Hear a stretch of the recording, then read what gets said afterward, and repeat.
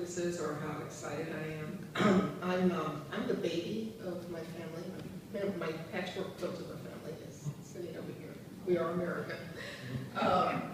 When I was a kid, I'm 14 years younger than my older brother, Professor Emeritus Larry May of the University of Minnesota. When I was a kid, my mom would always say, "Oh, Larry's getting his degree from Georgetown, then he's getting his PhD from UCLA. Larry's Phi Beta Kappa." And I'm finally now, 40 years later, I have a doctorate too.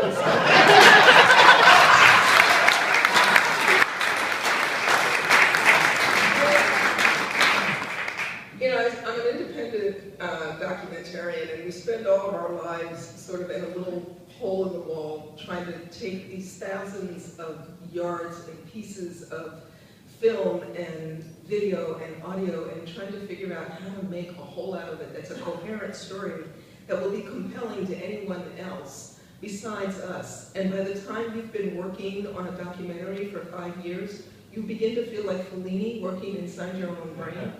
And how do you reach out and try to make something that will be compelling for a general audience out of that? So when I was speaking to President Obama, I said, I feel like I'm in Aristotle's cave, and I just work there all the time, and I have no idea that anybody even knows what else I do. So I can't tell you how much this means to me. It's just like, wow, what do I mean? It's like, great. We got to Galesburg yesterday, and so today we were wandering around downtown, and we went down to the Railroad Museum, and the railroad reminded me how interconnected all of the United States used to be once upon a time. Now we have the internet, but once upon a time, the United States railroad system was the internet that connected all of us. And it connected us not just from one city to another, but the mails that brought us together. I grew up in a very sort of strange situation in the 50s where I had a white mother and a black father, and my white mother was not quite ready to deal with me in a public way, so I grew up with a black family in Atlantic City, New Jersey. I have both the black family that helped me stay sane and the white family who I always loved even while I was growing up. But it was the mails that connected me, and we went into the we were in one of the cars at the railroad, and there was the postal car. And I sat there a long time, and it's like something about the post office, this is going to sound really dorky, but there's something about the post office and the very idea that there are people who do nothing all day, but their job is to connect one person to another via a piece of written paper. That is so touching to me. I have stood in front of the main post office on New York on 8th Avenue and 33rd Street many times and just stared up there.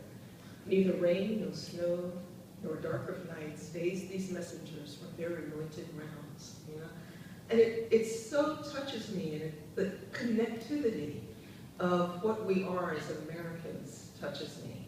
So every time I'm trying to make a film, I'm trying to reach out for that connectivity, because we so often forget, and especially now because we're in these devices all day long, that we forget how connected we are. And I'm so grateful to have been recognized, this recognition that what I do to try to connect American communities and do these films that talk about the importance of community in American life means something to somebody besides me in my Aristotle hole. So I thank you so much.